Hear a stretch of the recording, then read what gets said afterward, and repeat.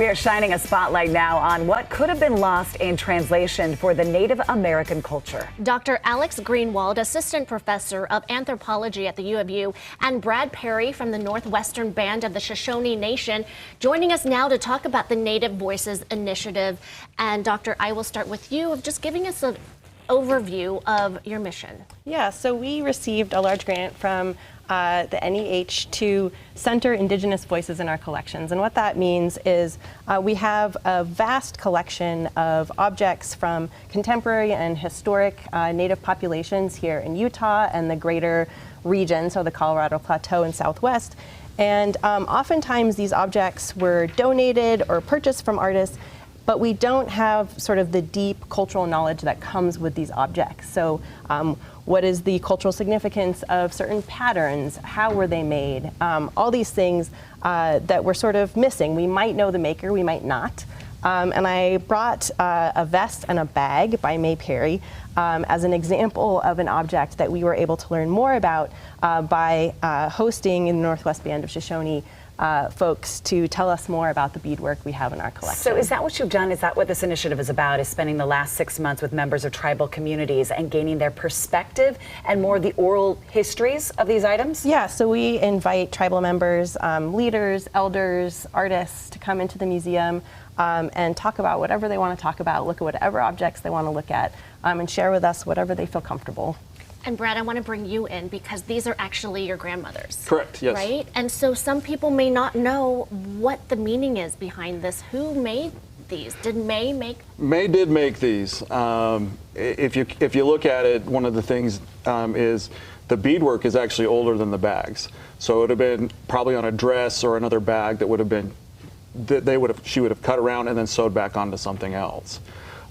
It's the woods rose. Wild woods rose is very important to the Northwestern Band. That's one of our most beautiful flowers that are in the area of Utah. And so this typically would just be something anyone could wear. And so she always did a lot of stuff with roses and animals and things like that. But as soon as I saw that, I knew it was my grandmother's. Intricate, yeah. Beautiful. It looks so delicate. She did it all by hand? Yes. What are you wearing, and what's the significance of it?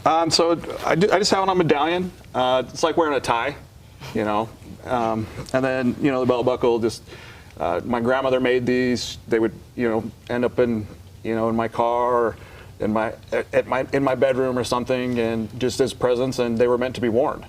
And so you just try and display what it means to you, and I'm proud of who I am. I'm proud of where my heritage is from. So I want to show that and share that with other people. It's so amazing when you tell the story and who makes it. You feel so much more invested, and you feel a part of our culture because we have a huge Native American culture here and population here in Utah. And I asked you about ethnography because you're a curator, and that's exactly what we were doing, is explaining some of the history and the background behind these items. Exactly, yeah. So our goal is to hear from different tribal members about what these objects mean to them and their perspectives on how we should be handling and storing them as well. It makes them come to life. Yeah, it really does. Doesn't it? You're not just looking at something, you're feeling it, you're thinking about the story. And Brad, why do you think it's important to share? Because of where we are. We are literally sitting on our ancestral homeland. The museum is part of our ancestral homeland. This is our indigenous territory. To tell the story to people is important to us because we have a hard time getting our name and voices out there. It's difficult. We're a smaller tribe, and we don't have places to display these sorts of things. So if you want to learn more about the Northwestern Band, if you're from out of town, you can't there's no library or thing that we host. You have to go to the museum. And so to be able to work with them and handle and look at and be able to tell the stories of these things is extremely important because that's one of the only ways that we can tell our story. And those stories are at the Natural History Museum, and that's where some of the exhibit, there's a permanent exhibit, but then you're interchanging some of these artifacts that tell different stories. So part of this grant is going to be incorporating what we learn into our permanent exhibit, which is called Native Voices. And you can see it now, everybody, nhmu.utah.edu. That's the website for more information. Of course, they're on social media and now on our website, but go visit the Natural History Museum of Utah. Brad, Doctor, thank you so much. Thank Pleasure. you.